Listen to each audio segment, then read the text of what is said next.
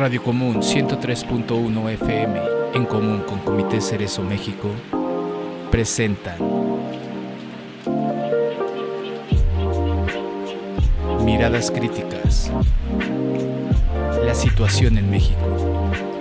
Una iniciativa radiofónica de Comité Cerezo México. Conduce Héctor Cerezo.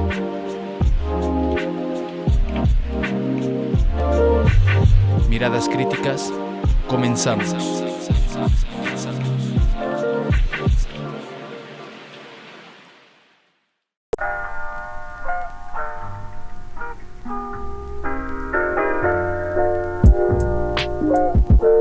Muy buenas noches, sean bienvenidos y bienvenidas a su serie radiofónica Miradas Críticas, la situación en México. Un gusto estar de nuevo con ustedes y en esta ocasión, hoy martes 30 de septiembre de esta temporada 2025, les presentamos el programa titulado El Movimiento Estudiantil, Víctima de la Violencia Institucional. Conduce su servidor Héctor Cerezo y participan en el bloque de denuncia Beatriz Adriana Vargas con el tema del Senado, la intimidación, denuncia violencia política de género. Y en el bloque del comentario el tema es el paro estudiantil en la Facultad de Filosofía y Letras de la UNAM, allá en el campus CEU. Y en el bloque de Cherry TV, petición de Nadine Reyes a la nueva comisionada de la Comisión Nacional de Búsqueda. Y por último, en el bloque de la entrevista, Mario de la revista Para Esto y Lugo del Centro Universitario de Ciencias Sociales y Humanidades, con el tema ¿Qué está pasando en la Universidad de Guadalajara? Ese es el programa del día de hoy y escríbanos desde dónde nos escuchan o desde dónde nos están viendo y vamos a iniciar directamente con el intro del bloque de denuncia.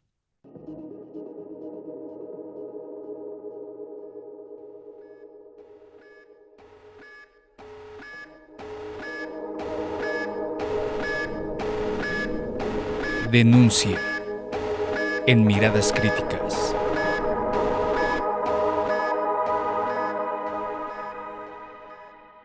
Bien, pues le damos la bienvenida a Beatriz Vargas. Muy buenas noches. Gracias por aceptar la invitación a este espacio. Hola, ¿qué tal? Muy buenas noches a Paco, Héctor. Gracias por la invitación de hacerme un espacio en este programa y celebro que exista estos espacios para la denuncia y hacer público lo que pasa en la vida política de este país. Pues platícanos. Ayer precisamente estabas comentando con Francisco una situación y queríamos pues también que nos compartieras lo que tú así consideres compartir con la audiencia. Nos escuchan de varios estados de la República, pero sabemos que seguramente lo que nos vas a contar no te sucede solamente a ti, sino a muchas personas que tal vez se puedan ver identificadas. Y pues platícanos cuál es la situación, Beatriz. Pues sí, efectivamente, desde el inicio de la actual administración estatal, encabezada por el gobernador Julio Menchaca Salazar, he sido objeto de hostigamiento y acoso sistemático que ha vulnerado mi trabajo, mi vida personal y ahora mi seguridad. El conflicto se intensificó el pasado 5 de agosto de este año, cuando un presidente municipal en una administración que laboraba en un municipio de aquí de Hidalgo, me solicitó la renuncia como titular de la instancia municipal para el desarrollo de las mujeres, argumentando órdenes desde arriba. Según me dijo, mi presencia representaba como un obstáculo en las gestiones y reuniones que él estaba pidiendo ante el gobierno del estado. Por supuesto, pues me negué a firmar una renuncia. Yo lo único que le pedí era como que respetara los derechos laborales, que liquidara conforme a la ley y tan amigos como siempre, ¿no? Eso se hizo y de eso tengo pruebas. Mm. Posteriormente, en septiembre, vecinas del fraccionamiento donde yo vivo me invitaron a participar en la elección del comité seccional. Sin embargo, el pasado 13 de septiembre, un día antes de la elección, que fue el 14 de septiembre, se instruyó por parte de la Subsecretaría de Desarrollo Político de Gobierno del Estado de Hidalgo a que se me retirara el apoyo. bajo señalamientos falsos de que yo era esposa del periodista Juan Ricardo Montoya y que ambos estábamos golpeando mediáticamente al gobernador. Por supuesto que tales acusaciones pues son absolutamente infundadas y a pesar de ello fui electa como secretaria de dicho comité. De este caso, pues también tengo pruebas que así pueden acreditar lo que yo estoy diciendo. Inmediatamente después, el pasado martes 23 de septiembre, mi vehículo fue robado del estacionamiento del edificio donde vivo. Este hecho que se ha querido disfrazar como de una casualidad delincuencial, ¿no? Pero que dado el contexto político en el que estoy viviendo, pues lo cual aumenta mi vulnerabilidad. Hasta ahora los ataques han sido escalonados. Primero la pérdida de mi empleo, después Mm. el boicot en una elección en mi participación política y finalmente el robo de un automóvil. Esto pues ha generado en mí que viva con constante temor, miedo, porque esto atenta en contra de mi seguridad y la de mi familia. No sé cuál vaya a ser la siguiente agresión. Yo como defensora de los derechos de las mujeres, porque aparte de ser periodista de profesión y que toda la vida he trabajado de esto, además también soy activista independiente. Entonces, cuando doy acompañamiento a casos de mujeres Mm. en situación de violencia, pues sé identificar perfectamente los perfiles, el contexto en el cual se encuentran, y pues ahora a mí me toca ser víctima de eso, ¿no? Y yo por eso he recurrido a varias instancias, incluyendo a Comité Cerezo, para solicitar un tipo de intervención, asesoría, con la cual se pueda como detener un poco este hostigamiento y acoso que he vivido por parte del gobierno del estado de Hidalgo. Eso es básicamente lo que ha pasado en mi caso. Sí, pues una situación difícil y siempre le decimos a la audiencia que en estos casos pues se vive prácticamente pues una situación pues muy incómoda, dolorosa, te desgasta emocionalmente, físicamente, económicamente. La causa, ¿has podido identificar las verdaderas causas por el cual hay este hostigamiento? ¿Qué es lo que quieren o qué es lo que no querían que hicieras o quisieran que hubieras hecho? ¿No? ¿Cuál es la causa, ¿no? de esta situación? Pues yo creo que la principal causa, y esta es una hipótesis mía porque no es algo que ellos vayan a admitir y lo vayan a transmitir con claridad, me parece que a mí por el cual se me golpea es por el acercamiento que tengo con el periodista Juan Ricardo Montoya. Mm. Esta persona, a través de su trabajo periodístico, ha sacado pues notas periodísticas, digamos, fuertes, hablando en un posicionamiento muy crítico, ni siquiera en contra del gobernador.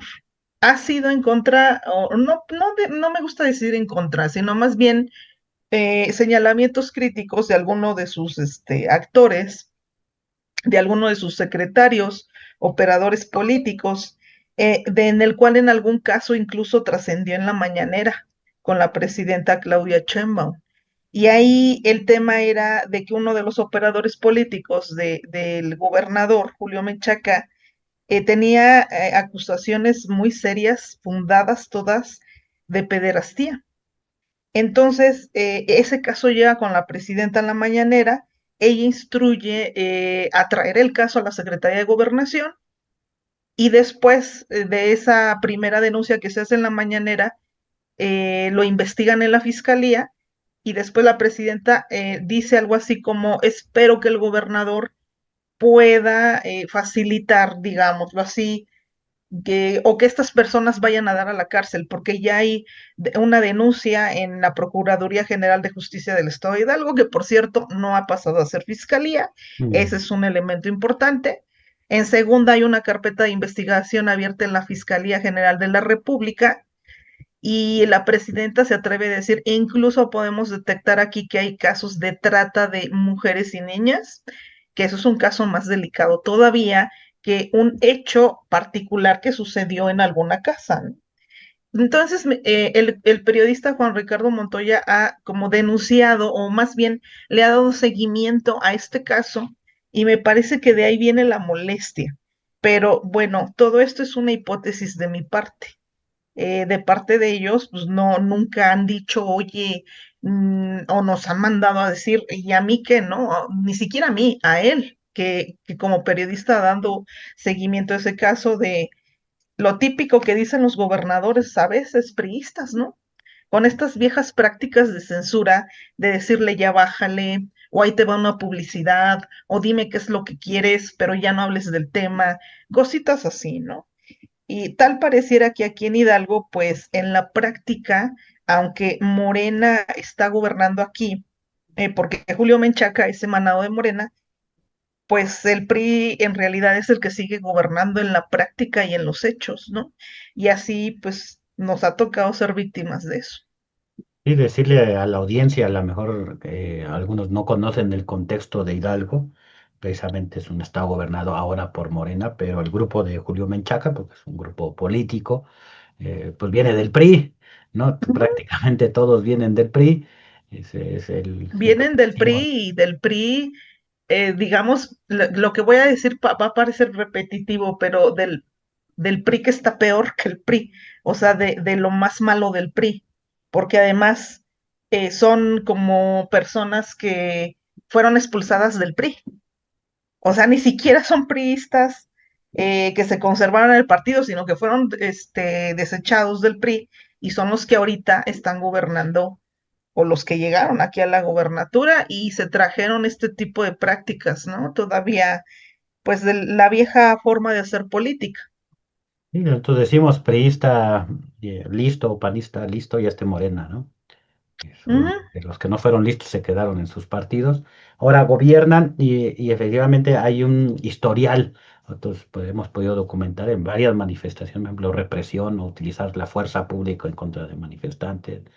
Sí, Eh, esa ha sido una constante también de este gobierno, porque además Julio Menchaca empezó con un acto de represión en contra de un pueblo que de Hidalgo, no recuerdo el nombre, ahorita lo recuerdo, pero ahí hay minería a cielo abierto y hay mm, inversión canadiense, me parece, y entonces la gente empezó a protestar porque el río estaba contaminado y estaba matando al ganado y estaba contaminando las parcelas y enfermando a la gente. Y entonces la gente tiene la osadía y el atrevimiento de manifestarse pidiendo una resarción o sí, sí, resarcimiento al daño ecológico que estaban teniendo en su comunidad y este gobierno responde con una represión brutal, mm. echando granaderos y levantando a algunas personas. Y bueno, son esas cosas que a este gobernador no le parecen. Y después se vino la represión policíaca en contra de mujeres feministas, en la cual yo estaba ahí. El 8 de marzo de este año nos echaron granaderos y agredieron y lastimaron físicamente a niñas, adolescentes y a mujeres, a otras las llevaron a los separos de la Procuraduría y ahí nos tienes a mí y a otras compañeras del movimiento, pues gestionando de que las saquen por favor de los separos porque nosotras estábamos en manifestación pacífica, ¿no? Y que aquí también esto me hace recordar otro hecho. El presidente municipal de digamos, Sí, municipio en Hidalgo, no nada más me pide la renuncia a mí, se la pide a la compañera directora de cultura. ¿Cuál mm. fue su pecado de ella?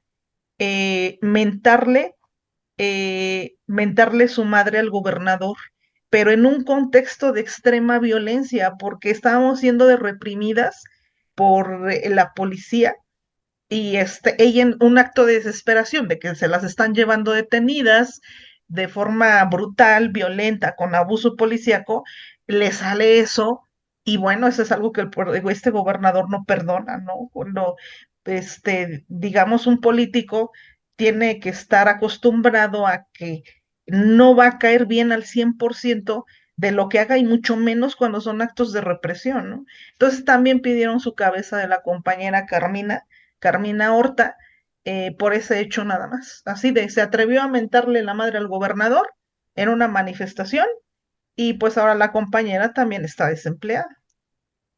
Sí, sí, sí, hemos estado ahí. Para los que no saben, tenemos ahí procesos de la Escuela de Derechos Humanos allá en Pachuca Hidalgo, ya Mm, son 5 años, si no mal me equivoco, y efectivamente, pues hemos documentado esta política, pues sí, muy intolerante a la vieja usanza, ¿no? Pues, del prismo de no digan nada de mí, no hablen mal de mí, es más, si no me rinden pleitesía, ahí va mi exacto. venganza. Y bueno, nosotros decimos, independientemente que tú seas el medio para atacar a Juan Ricardo o tú también por tu propia labor seas objetos de ataque, pues no se justifica absolutamente para nada. Desde una política de Estado que se agreda, que se hostigue, que se amenace a personas defensoras o personas periodistas. Entonces, de aquí también hacer nuestro pues llamado al Estado de Hidalgo, al cese a la represión y también pues nuestra solidaridad, ¿no? Con todas las personas que luchan. Nosotros decimos tenemos que juntarnos, ser solidarios, ser empáticos, si no, va a ser mucho más difícil vivir en solitario esta situación difícil. ¿Algunas Ujú. palabras para despedirnos, Beatriz? Sí, algo se me olvidó como precisar. Sí. Justamente el presidente municipal, pues, no está de acuerdo con que yo salga, pero me Mm, dice que hay una presión por parte de alguien del Senado, de una senadora, de la cual me voy a reservar su nombre porque pues hay un proceso ahí y no quiero entorpecer pues, las investigaciones que hay sobre este caso, pero es quien se lo pide. Por mm, favor, dile a Beatriz que o despídela, ella no puede estar aquí, porque además su suplente de esta persona, de esta senadora, trabaja como subsecretaria de Desarrollo Político del gobierno del estado de Hidalgo mm. y es la que se mete en la elección interna para elección de comités seccionales de Morena, ¿no?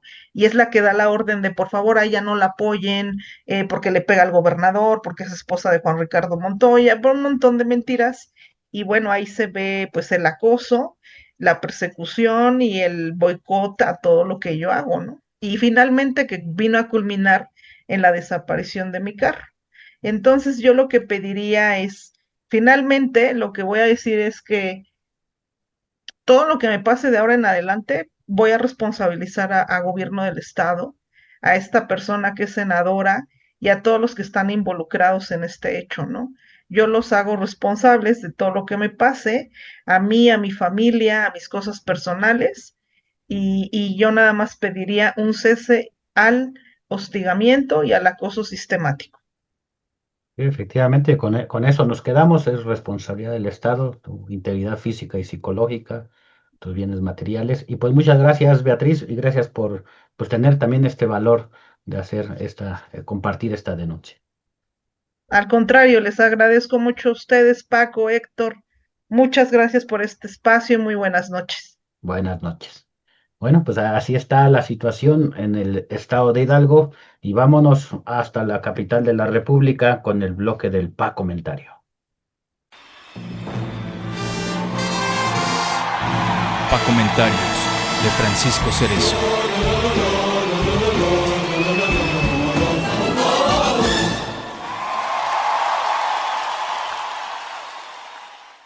Muchísimas gracias, Héctor. Pues sí, el paro estudiantil de la Facultad de Filosofía y Letras de la UNAM. El día 24 de septiembre se llevó a cabo una asamblea estudiantil en la Facultad de Filosofía y Letras de la UNAM y los estudiantes ahí reunidos votaron un paro de actividades que finalizará el día 3 de octubre. Es claro que las autoridades de la UNAM mantienen los esquemas neoliberales de gobernar lo que consideran su feudo. Siempre ha sido una estructura antidemocrática donde los mejores puestos y lo más importante para ellos, los mejores salarios, son repartidos entre las familias mafiosas que han controlado históricamente la universidad. No pueden negar que la fuerza laboral académica de la UNAM es mano casi esclava, mientras que los elegidos por Palas Atenea son una minoría cuyos sueldos son ofensivos para cualquier ser humano normal. Según la propia UNAM, el 73.2 de los académicos de la UNAM son profesores de asignatura. El resto es la aristocracia académica que se reparte no solo puestos, sino premios, apoyos, programas, becas y toda cosa que le reditúe más dinero y poder. El resto, más de 25,000 profesores son la chusma proletaria, aunque algunos aún creen que son parte de la inexistente clase media. Esta mayoría que vive bajo el esquema piramidal del neoliberalismo trabaja en general más que cualquier profesor de carrera, pero con un sueldo infinitamente inferior. Ese pensamiento neoliberal los mantiene sin protestar por esas condiciones laborales, soñando porque solo es un espejismo ser elegidos para formar parte de esta nata putrefacta académica. Incluso muchas veces, lo hemos visto, se arrastran ante sus amos o venden su dignidad a cambio de una mísera definitividad o lo ideal, un tiempo completo que les asegure dinero y poder. Solo en la Facultad de Filosofía y Letras de la UNAM, de 1,158 profesores, 907 son profesores de asignatura, quienes ganan todos juntos menos de lo que ganan los 251 restantes que sí son profesores de carrera. Y lo que es peor, la mitad de los elegidos de Palas Atenea ni siquiera dan clases, ya que ellos mismos lo han dicho, su nivel académico es tan alto que sería rebajarse el enseñar a alumnos que además aseguran también son producto de la masificación de la educación, cuando la UNAM debería ser solo para unos cuantos elegidos, como sus hijos y sobrinos, quienes por cierto también con exámenes fraudulentos ya tienen por lo menos definitividad en sus materias. Otra parte de estos 251 elegidos dan clases y repiten lo que enseñaron su primer día sin actualizaciones, sin entusiasmo. Incluso hay clases en las que nadie se inscribe porque los alumnos saben que no enseñan nada. Y lo peor es que estos académicos piedra son felices, ya que si no hay alumnos en sus clases, mejor no trabajan y siguen cobrando. Mientras los profesores de asignatura que aún no pierden su humanidad y son reconocidos por sus alumnos, llegan a tener 30 o 40 alumnos que ni siquiera caben en los salones que se les asigna. Otro tanto de los académicos de cuello blanco son directivos y tampoco dan clases, o dan alguna materia anquilosada también, ya que su trabajo es controlar a la masa académica precarizada y a la masa estudiantil que de cuando en cuando y con todo derecho realiza paros para intentar aliviar una situación académica y social que no le importa a nadie dentro de una estructura universitaria que aún pugna por el regreso de Maximiliano de Habsburgo para gobernarnos. Afortunadamente, dentro de esos 251 hay algunos académicos que aún no pierden su humanidad y también apoyan la lucha estudiantil, pero son una minoría. Esta situación arriba descrita es solo una de tantas que orillan a los estudiantes a organizarse y realizar paros como un ejercicio a su derecho a la protesta ante la falta de soluciones reales por parte de la anquilosada estructura burocrática de la UNAM. Así, el paro estudiantil actual trata de enlazar las luchas académicas y las luchas por la aparición con vida de los 43 estudiantes de Ayotzinapa, víctimas de la desaparición forzada, y conmemorar la masacre del 2 de octubre de 1968. A nivel internacional exigen el rompimiento de las relaciones que mantiene el Estado mexicano y la UNAM con el ente sionista, que está actualmente cometiendo un genocidio en contra del pueblo palestino, y manifiestan su apoyo a la flotilla Sumud, que está en travesía hacia Palestina y que ha sido atacada varias veces por el ente sionista. Los estudiantes mencionan atinadamente que el homicidio ocurrido en el CCH Sur el 22 de septiembre es un reflejo de la violencia que vive el país y es resultado del nulo interés de las autoridades universitarias por atender y sobre todo resolver las problemáticas que aquejan a los estudiantes. Señalan que la universidad no atiende las necesidades en materia de salud mental que se han agudizado después de la pandemia del COVID y que, añadimos nosotros, son resultado de la guerra contra el pueblo de Calderón y Peña Nieto, y hay que recordar, muchos académicos de la UNAM aplaudieron. También señalan que las autoridades universitarias usan estos hechos que nunca atienden para justificar más vigilancia y más control, como si se tratara de un problema de seguridad y no un fenómeno social que tienen la obligación de atender. Diríamos nosotros que aún no se les borra el formato de Calderón y Peña Nieto. Creemos que la lucha estudiantil es un termómetro del descontento social y la organización del pueblo, y actualmente, como lo hemos venido diciendo, una nueva ola de activismo, organización y lucha se ha iniciado. Jóvenes a los que no pueden convencer con argumentos simplistas de que antes todo era peor y hoy con Morena en el gobierno es lo mejor, y por ello deben de aceptar que lo que hay es lo posible y deben de aguantarse, y tratan de convencerlos de que la lucha por una vida digna está fuera de lugar. Querer contener el impulso juvenil por una vida digna convierte a los viejos activistas universitarios hoy en el gobierno en entes retrógradas, en dignos émulos de un PRI que derrotaron en las urnas, pero que aún vive en sus corazones y en su mente. Así como inicia un nuevo ciclo de lucha por una vida digna, la estructura represiva de la UNAM, que sigue intacta y sus vasos comunicantes con las estructuras represivas federales también han reiniciado su labor represiva. Están generando una campaña de miedo a través de funcionarios y supuestos miembros de la comunidad que, armados, dicen defender a la universidad de la escoria social. Típico lenguaje de la ultraderecha y el paramilitarismo. Esta campaña es para mandar a clases en línea y que los estudiantes no se contaminen de organización y lucha.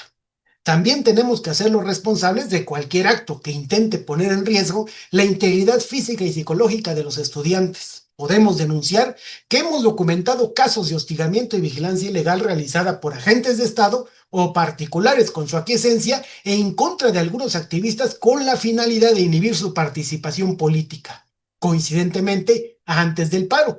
Y acá preguntamos genuinamente, ¿es solo la UNAM y el lado oscuro del poder los que se mandan solos? ¿Y Claudia Sheinbaum no puede controlarlos ya? O también Claudia, que no puede negar que conoce bien a la mafia que controla la UNAM, está avalando dichas violaciones a los derechos humanos. Si no es así, debería tomar cartas en el asunto y cesar esta represión política. Pero si lo tolera o lo ordena, solo lo sabremos con el paso del tiempo. Y para terminar, y como siempre, los llamamos a organizarse y luchar con nosotros para transformar las condiciones injustas que actualmente existen y alcanzar una vida digna para todos. Pero si no le llama la atención dicho llamado, por lo menos le apelamos a ser solidarios. En este caso concreto con los estudiantes universitarios que mantienen el paro. Como ustedes saben, un movimiento estudiantil en paro siempre agradecerá víveres no perecederos y productos de higiene personal principalmente. Así que hagamos un esfuercito, rompamos el cochinito y cualquier apoyo seguramente será bien recibido. Muchas gracias, Héctor. Al contrario, Francisco, ahí está el comentario, escríbanos qué les pareció, sobre todo hoy en todas las noticias está esto de violencia en las universidades, violencia en la UNAM y efectivamente están aprovechando hechos de violencia, están produciendo hechos de violencia y bien razón, le voy a hacer el comentario al comentario, ¿no? Bien, con mucha razón, tiempos de Calderón, acuérdense, ¿no? Empieza la violencia, se desborda, aparentemente nadie sabe quién es, se visibiliza esa violencia, la gente empieza a tener miedo, la gente empieza a pedir más seguridad, más medidas de control, aplaude y luego ya viene la policía, entra el ejército y en lugar de disminuir la inseguridad, aumenta esa inseguridad y sobre todo aprovechan para pues acabar con el movimiento social popular y en este caso el movimiento estudiantil.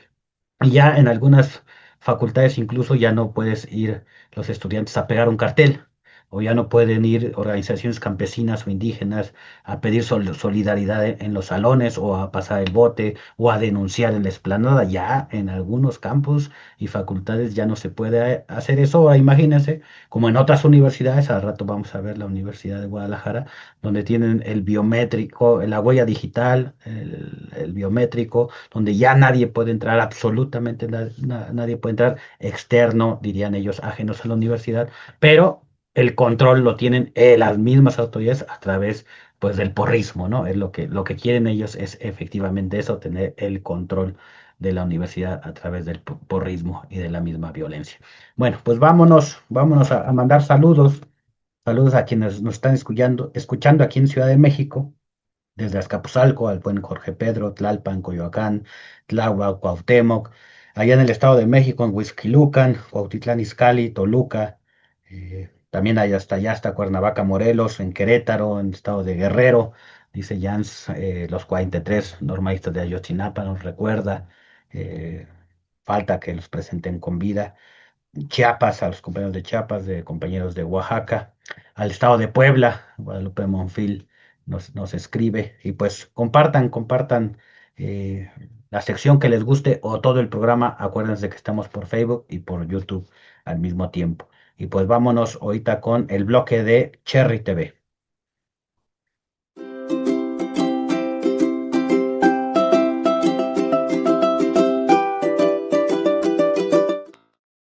Petición de Nadine Reyes Maldonado a la nueva titular de la Comisión Nacional de Búsqueda. Marta Lidia Pérez Gumersindo, titular de la Comisión Nacional de Búsqueda, institución que encabeza la Comisión Especial de Búsqueda para el caso de Edmundo Reyes Amaya y Gabriel Alberto Cruz Sánchez, en cumplimiento de la Ejecutoria de Amparo 51 diagonal 2020, emitida por la Primera Sala de la Suprema Corte de Justicia de la Nación. Primero, como familiares de las víctimas y organizaciones acompañantes, queremos manifestar nuestra preocupación por los cambios constantes que hemos tenido que pasar con el personal de esta dependencia y por ende en esta Comisión Especial de Búsqueda que fue creada por mandato judicial en agosto del 2022. Nos preocupa la dilación o retraso que pueda llegar a haber con todos estos ajustes y que se retarde más el proceso de cumplimiento cabal de la sentencia del amparo en revisión 51 diagonal 2020. Por ello, esperamos que esta dependencia, ahora a su cargo, licenciada Marta Lidia, sea más cercana a las peticiones de las familias que anhelan encontrar a sus seres queridos desaparecidos y escuche de viva voz de ellos y nosotros las necesidades que existen y sean atendidas, ya que no podemos esperar más tiempo. Segundo, esta dependencia necesita de grandes esfuerzos y profesionalismo para hacer frente a la gravedad que estamos viviendo en el país, con más de 130,000 personas desaparecidas y más de 72,000 restos sin identificar, por lo que deseamos que se realicen las reestructuraciones que sean necesarias siempre con el fin de cumplir con su mandato y nos permita tener de vuelta a nuestros familiares. Consideramos que, ahora bajo su cargo y debido a su perfil, los trabajos de coordinación con la Fiscalía General de la República y otras dependencias serán más ágiles, dado que ya conoce bien el tema y sabe de las necesidades y lo que sucede en muchos casos de desaparición forzada y desde luego el caso de la desaparición de nuestros familiares tampoco le es ajeno. Como sabrá, quedaron grandes pendientes a resolver con la antigua titular de esta comisión que esperamos usted atienda a la brevedad a fin de dar continuidad a los trabajos que están pendientes, como lo es la contratación del perito independiente Miguel Nieva y un grupo amplio de expertos para desarrollar las diligencias que aún están pendientes por desarrollarse en el caso de nuestros familiares, pero que también contribuye a la búsqueda de muchas personas más, así como la elaboración de un plan integral de búsqueda que contemple todos los requerimientos de personal, perfiles de peritos, lugares a prospectar, croquis, polígonos, equipo y material a necesitar para su ejecución, el cual no ha sido debidamente detallado por el antiguo personal encargado de realizar esto, a fin de poder tener claro lo que se requiere y poder desarrollarlo a la brevedad. Derivado de todo lo anterior, le pedimos que usted personalmente pueda dar seguimiento de manera presencial a estas reuniones, como lo hacía el anterior titular, a fin de dar mayor celeridad a la toma de decisiones y avanzar en la localización y paradero de nuestros familiares. Ciudad de México, 29 de septiembre del 2025. Atentamente, Nadine Reyes Maldonado, hija de Edmundo Reyes Amaya.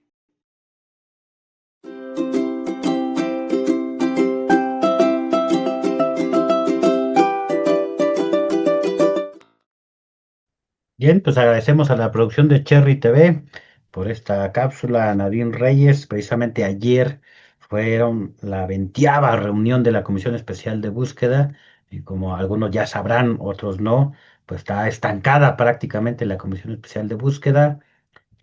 Hay una demanda por parte de los familiares de que la Comisión Nacional de Búsqueda o la Comisión de Atención a Víctimas o Gobernación, quien sea, contrate peritos independientes para realizar la búsqueda en algunos de los lugares, sobre todo en Oaxaca, que la misma sentencia de la Suprema Corte de Justicia de la Nación ha ordenado que se busque a Edmundo y a Gabriel.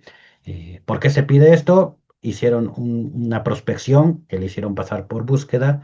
El perito Miguel Nieva hizo todo un estudio de ese informe que presentaron de búsqueda, y lo que prácticamente dijo es que no se sustenta científicamente absolutamente nada de lo que hicieron, o sea que mintieron, simularon buscar con una tecnología no adecuada, con un aparato no adecuado, calibrado de manera inadecuada y todo mal, diría.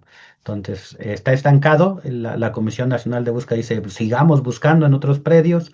Y las familias dicen, pues sí, sigamos buscando, pero pues buscando de la manera adecuada, científica, con los peritos de nuestra confianza y que ustedes tienen la obligación de pagar. Y ahí está trabado del lado de la Comisión Nacional de Búsqueda, ni siquiera quieren entregar planes integrales de búsqueda de otros puntos.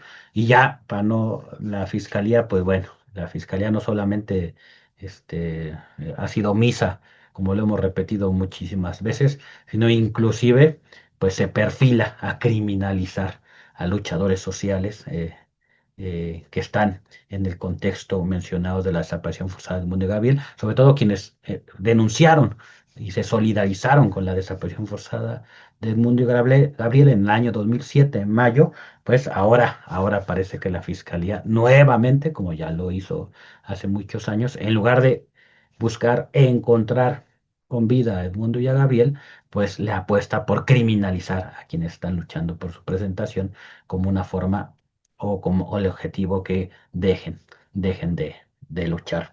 Esa es una situación. Y bueno, pasando a otro tema, aprovechando, recuerden aquí en la Ciudad de México que ya este 11 de octubre iniciará la 16ª Escuela de Educadoras y Educadores Populares en Derechos Humanos. Si ustedes ya tomaron la escuela general en cualquiera de las 16 o 15 generaciones anteriores y quieren volverse talleristas, educadores y educadoras, pues manden su correo al comitecereso.educación@gmail.com para que cursen esta escuela del 11 de octubre al 29 de noviembre y puedan pues apoyar en el área de educación, pues dando talleres. Recuerden que actualmente estamos en 7 estados de la República con procesos de escuelas generales de derechos humanos y pues ya también 5 de octubre, ya prácticamente este sábado va a iniciar la primera Escuela General de Derechos Humanos por la Memoria, la Verdad y la Justicia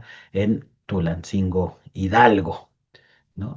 Es el domingo, perdón, el 5 de octubre es el domingo 5 de octubre, al 7 de diciembre inicia esta escuela, todavía están a punto, si se les olvidó, se les pasó, pues manden su correo, ya pueden consultar la convocatoria en Educa Cerezo, en el Facebook, y si están cercanos o viven en Tulancingo Hidalgo, y si no, también está la otra opción, este sábado 4 de octubre al 18 de noviembre va a iniciar la primera Escuela General de Derechos Humanos en San Juan del Río, Querétaro. Entonces, pues opciones hay. Si ustedes viven ya sea en Cuernavaca, en Toluca, en Puebla, Querétaro, en Pachuca, en Monterrey, en San Luis Potosí, ¿no? Y quieren formarse, cursar estas escuelas de derechos humanos, pues comuníquense por cualquier red social al Comité Cerezo México para que puedan pues iniciar estos procesos de formación. Y bueno, pues ya llegaron nuestros invitados para el bloque de la entrevista y pues vámonos primero al intro y volvemos con ellos.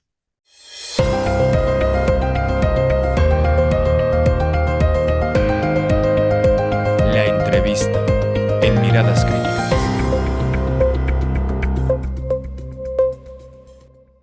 Bien, pues ahora sí, primero mandamos saludos a quienes se sumaron desde el estado de Chihuahua, allá en Ciudad Juárez, y desde Puebla, 9 estados conectados. Y vamos a iniciar con esta entrevista. Están con nosotros Mario de la revista Para Esto, ¿no? Muy buenas noches. Y también está Lugo del Centro Universitario de Ciencias Sociales y Humanidades. Con el tema ¿qué está pasando en la Universidad de Guadalajara? Hemos visto en las noticias, no sé si el nacimiento de un movimiento estudiantil o la continuidad ya nos explicarán, pero sí hay muchas dudas, sobre todo porque los medios oficiales de comunicación por lo regular pues no van a contar la historia del lado de los estudiantes. Entonces, muy buenas noches y sean bienvenidos. Si gustan prender sus micrófonos.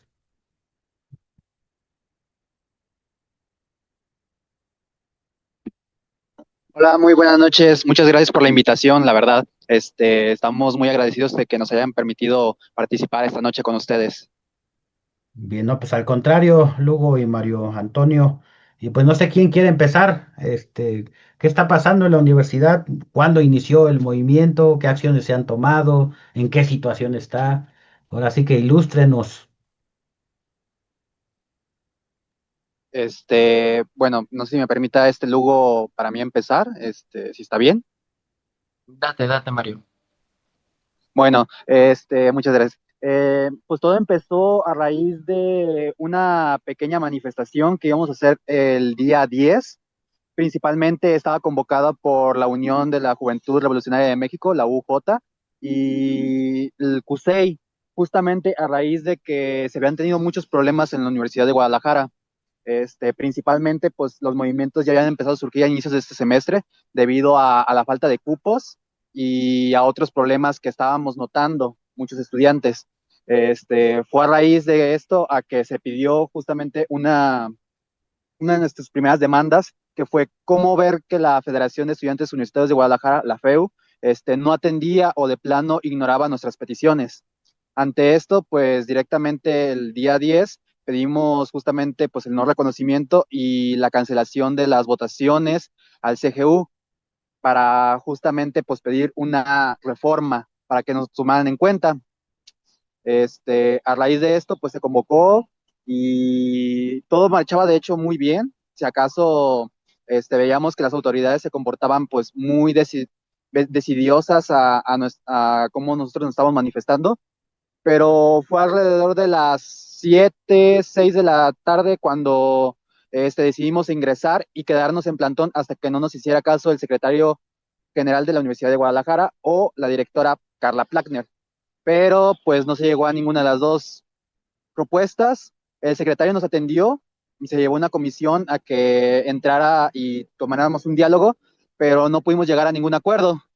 Se decidió entonces establecer un plantón indefinido ahí dentro de las instalaciones de la Rectoría General y pues vino la represión alrededor de las 8 de la noche, donde aproximadamente unos 12 porros, por así decirlo, principalmente del Sindicato Único de Trabajadores, ingresaron por la parte de atrás de la Rectoría General y sacaron a nuestros compañeros.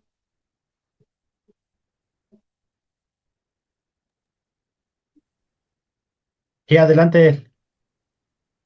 Me gustaría tomar Claro, la claro. palabra. Un gusto estar aquí, Héctor. Gracias por la invitación. Me gustaría profundizar un poco más en lo que mencionó mi compañero. Primero que nada, pues los movimientos estudiantiles ya llevaban bastante tiempo habiendo surgido. Hay precedentes desde 2022 en movimientos como Kux no se mueve, donde pues aquí en Jalisco sucedió que eh, el antiguo Centro Universitario de Ciencias Sociales y Humanidades de un momento para otro pues fue movido de lugar. Desde ahí hay precedentes de los primeros grupos disidentes estudiantiles.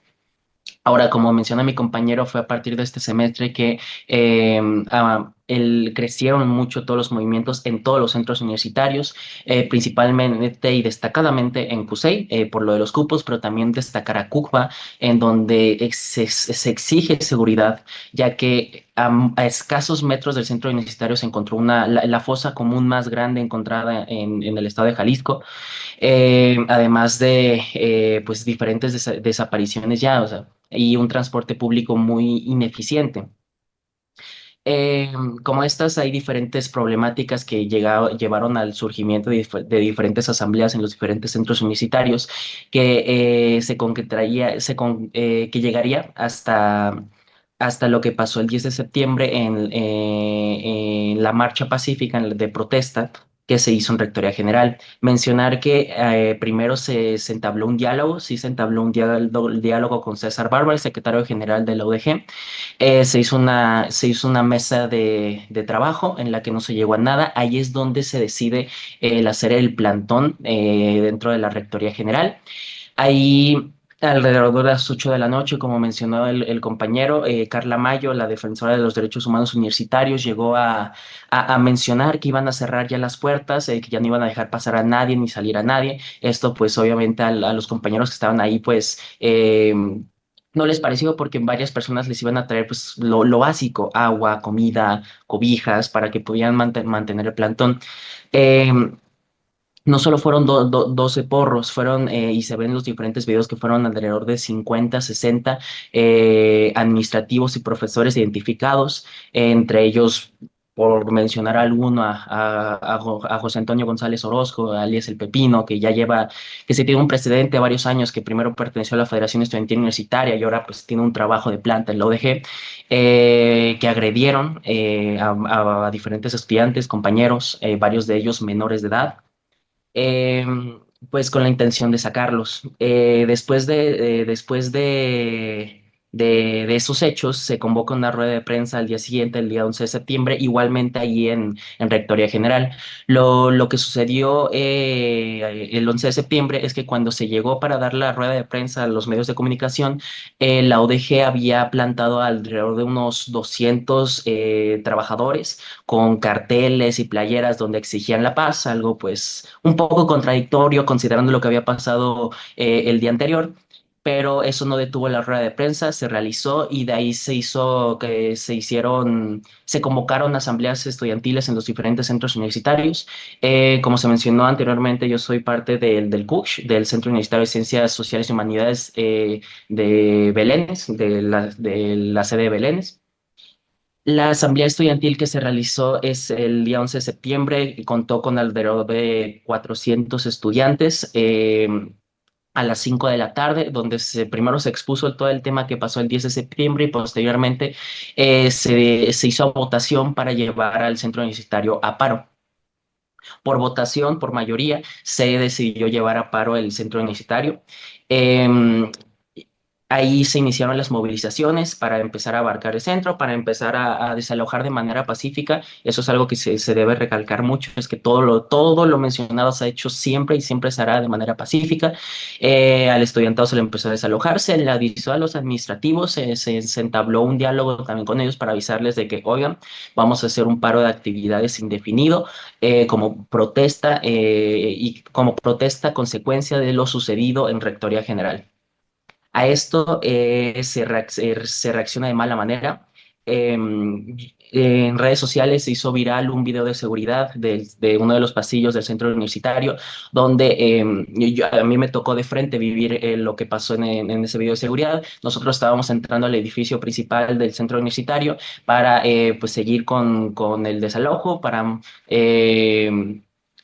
seguir movilizando a la gente que todavía quedara, y fuimos atacados por alrededor de 6 personas que ya fueron identificadas como miembros de la Federación Estudiantil Universitaria, los cuales se ve en el propio video que ellos llegan, agarran una silla, le dan un sillazo a uno de mis compañeros, empiezan a paliar a estos dos.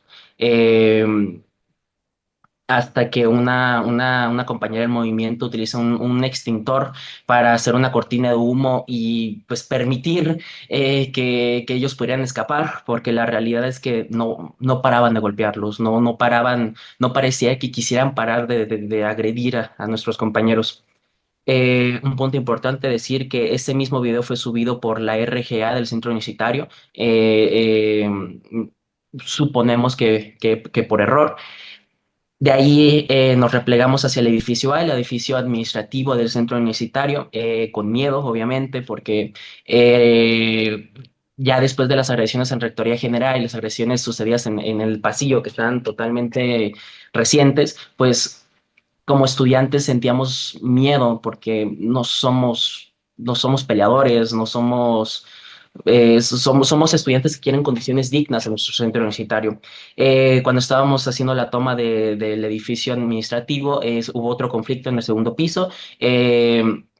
No estuve en presencia de frente, lo escuché, yo estaba en la planta baja del edificio, sucedió en el segundo piso como mencioné, yo solo escuché cómo estaban los gritos, cómo gritaban que estaban llegando por la conexión entre edificios. De ahí pues se empiezan a montar las barricadas, fue cuando cuando nos quedamos a dormir en el paro ahí en el centro universitario, en un constante nerviosismo, un constante terror, porque nosotros vimos cómo tanto feudistas como administrativos rondaban los alrededores, vimos algunos en algunos ventanales tomándonos fotos, aunque se nos intentó decir que nadie pasó en la noche por alguna de las entradas. Nosotros tenemos captado en videos cómo coches y motos con las luces apagadas desde una de las entradas fueron entrando toda la noche. Para el día siguiente, ya en la mañana, tener que retirarnos por sentir miedo por nuestra seguridad, porque al final en todo momento estaba rodeado el edificio, en todo el momento nos sentíamos esa hostilidad, esa inquietud de que en cualquier momento fueran a asaltarnos.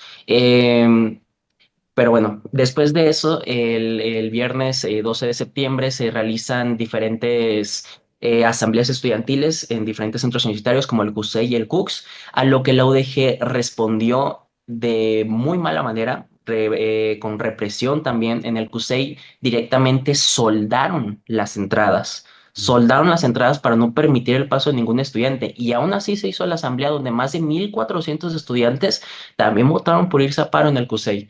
En el CUCS, cuando se quiso hacer la misma votación, cerraron el centro universitario con alumnado dentro Ujú. y no los dejaron pasar no los dejaron salir por más de una hora. Tras esto, también se cancelan las clases del día lunes posterior con la excusa de que el sindicato de profesores había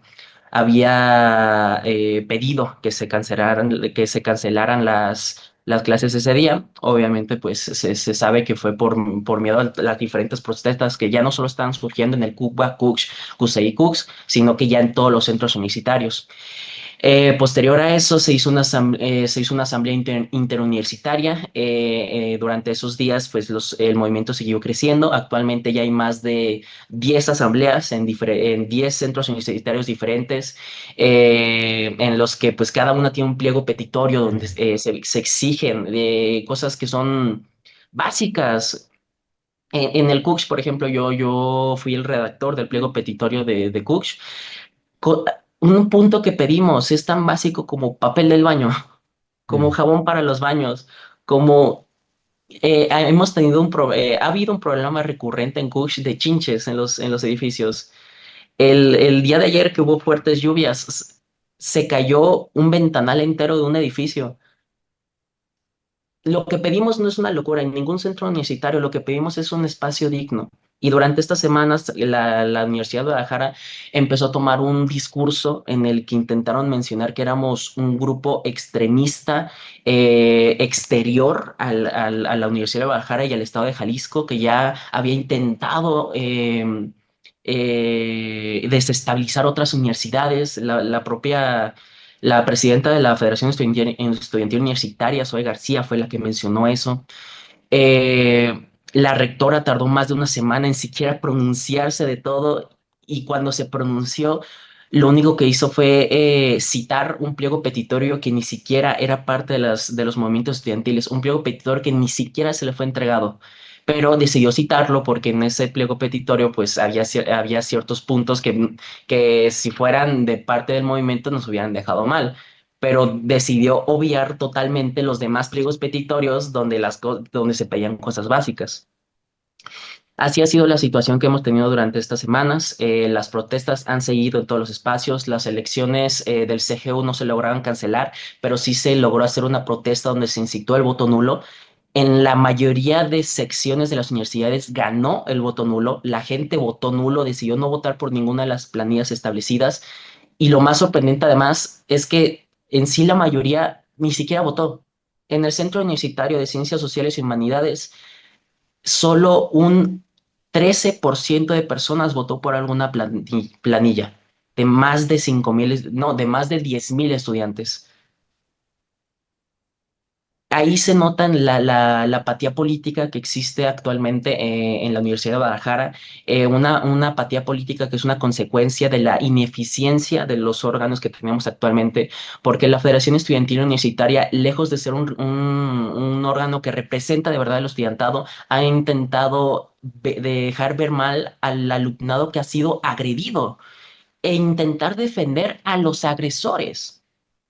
Además de mencionar que la intención de que el CGU sea reestructurado es porque el CEJU tiene el poder, el Consejo General Universitario tiene el poder de solucionar todos los problemas que nosotros tenemos. Porque eh, ellos se basan en 8 comisiones diferentes, entre ellas está la de Hacienda, la de presupuestos, la de sanciones para sancionar, darle consecuencias a los agresores, pero los representantes que son puestos ahí son puestos por dedazo, son puestos desde gente con conexión directa con la Federación Estudiantil Universitaria. Es muy complicado que alguien que no esté relacionado con la FEU o con alguien, con algún directivo de la UDG pueda llegar a sentarse en algún puesto de ese estilo. Entonces, por eso es que exigimos una reestructuración del CGU para promover que haya más participación estudiantil y que el estudiantado pueda meterse en las decisiones de nuestra universidad, además de la clara destitución de la Federación Estudiantil Universitaria, que solo ha dejado en claro que no están ahí para representarnos, están ahí como un trampolín político, están ahí para inflarse los ojos con un título, no están por nosotros, están por sus objetivos personales. Sí, pues sí, Pero bueno, lo peligroso para la universidad no es lo que están pidiendo, sino el simple hecho de que pidan, ¿no? Ya, exacto. para ellos, o sea, que pidan, puede ser papel de baño, reestructuración de la universidad, etcétera, pero están pidiendo y eso es lo que les preocupa y están actuando como siempre actúan. Mario, ¿qué sigue en el movimiento? ¿Cómo ven el movimiento? Pues principalmente en ese momento es reforzar el movimiento, ya que a partir justamente, como está comentando mi compañero, más de casi el 80% de los estudiantes no votan, no participan justamente, a pesar de que muchos, y si no es la mayoría de los estudiantes de la Universidad de Guadalajara, no creemos en la Federación de Estudiantes Universitarios de Guadalajara. Justamente, de hecho, desde CUSH no se mueve, la Federación de Estudiantes Universitarios de Guadalajara nunca se acercó a ellos y de hecho actuó en contra de ellos, ya que directamente deslegitimó y aparte pues apoyó a la Universidad de Guadalajara para que se moviera. Aparte de que hemos visto justamente la coacción de muchos profesores y de personas ya establecidas en la Universidad de Guadalajara para que no se unan al movimiento. Tenemos denuncias de que profesores han coaccionado moralmente para la asistencia, para que fueran a votar. Así que justamente tenemos el miedo de que justamente el próximo 5 de octubre, que es cuando van a empezar ahora sí las votaciones para la federación, para el próximo candidato a la presidencia de la FEU, vuelvan a hacer lo mismo y por lo tanto vuelvan a coaccionar para que justamente voten a favor, ya que también tenemos denuncias de que justamente están tratando de identificarnos y al mismo tiempo empezar a arrinconarnos. Ya ha habido doxeos de parte de nuestros compañeros donde se ha publicado justamente información personal de nosotros. Así que justamente pues buscamos justamente eso, reforzar justamente nuestro movimiento a través de los medios de comunicación que justamente nos han empezado a deslegitimar a razón de que supuestamente nosotros estamos pidiendo espacios libres para fumar marihuana, cosa que pues no es cierto. Eso nunca llegó directamente a la asamblea. Así que pues más o menos por ahí va el asunto. No sé si quiere agregar algo, Lugo. Y para ir cerrando, porque el tiempo es nuestro verdugo, Lugo. Sí, ya para cerrar rápidamente, para los que están fuera del estado, que sepan que la Federación Estudiantil Universitaria no es la primera vez que se le acusa de violenta, que sepan que son conocidos en Jalisco como una organización que lleva violencia no solo a universidades, sino también a preparatorias hacia menores de edad.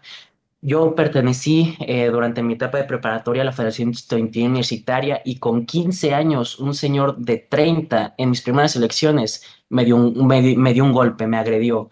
Y como a mí, todos los años en Jalisco salen docenas y docenas de videos de señores que ni siquiera ya deberían estar pisando una preparatoria, agrediendo a menores de edad, agrediendo a estudiantes. No es algo nuevo lo que está pasando, pero es el momento en el que el estudiantado se está levantando para alzar la voz contra ello. Y estamos peleando para que no vuelva a pasar. Gracias, Lugo. ¿Algunas palabras para despedirnos, Mario? No, pues que apoyen directamente el movimiento, si pueden justamente sumarse a justamente a crear campañas, a seguir justamente ahorita creo que hay un pliego para que justamente firmen las organizaciones sociales para que estén en contra y apoyen justamente las sanciones hacia esos profesores, porque ahorita estamos tratando de llevar un proceso jurídico en contra de ellos, ya que directamente no se ha tocado el tema y la universidad tampoco se ha puesto en pronunciamiento respecto a eso. Pues sí, toda nuestra solidaridad. Ahí les escriben desde Chiapas, desde otros estados, toda la solidaridad al movimiento estudiantil, eh, y pues documentar todo, absolutamente todo lo que les pase, lo que le hagan. No subestimen ese poder de documentar exactamente. Y pues no, toda nuestra solidaridad desde no solamente el programa Miradas Críticas, sino del Comité Cerezo México como organización de derechos humanos. Y si tienen algún link o alguna página o donde la gente pueda consultar la información, su información que están generando ustedes, pues ahí compártanla en las redes o ahorita en el Zoom, déjenos un link, algo, para que podamos pues orientar a la gente, decirle, bueno, si quieren saber, si quieren conocer, pues escuchen o vean de viva voz de los que están participando cuál es la situación. Y pues muchas gracias, Lugo, y muchas gracias, Mario. Buenas noches. Pues buenas noches y pues gracias a todos quienes nos escucharon. 9 estados de la República, casi rompemos récord. Nos vemos el próximo martes en Miradas Críticas, la situación en México.